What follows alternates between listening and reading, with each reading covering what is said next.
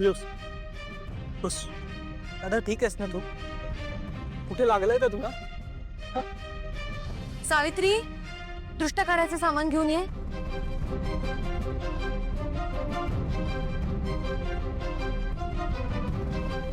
तूच काढ त्याचे दृष्ट.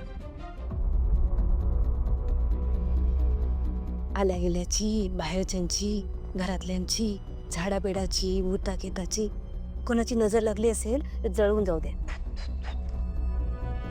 त्या मिरच्या जाळून टाक. हो.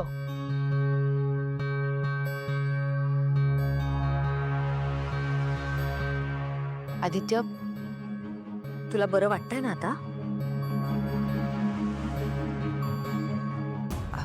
तू गायब झाल्यानंतर गुरुजींनी आमच्याकडून तुझ्यासाठी पूजा करून घेतली आणि ती जी मूर्ती आहे ती त्यांनी आमच्याकडे स्वाधीन केली. ती आम्ही घेऊन आलोय. तू आज आराम कर. उद्या आपण तुझ्या हातून आपल्या देवघरात त्याची प्राणप्रतिष्ठा करूया. प्रीतम, आदित्यला घेऊन त्याच्या खोलीत जा. हा. चल दादा.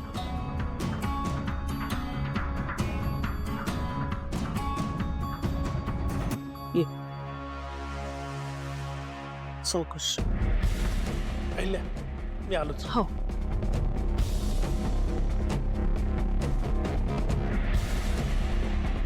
पारू,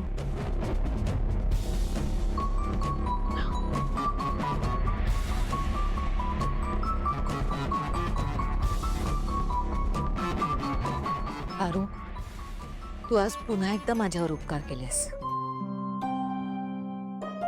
आदित्य माझ्यासाठी काय आहे हे तुला वेगळं सांगायची गरज नाही. आदित्यचा जीव वाचवलास म्हणजे तू माझाच जीव वाचवलास.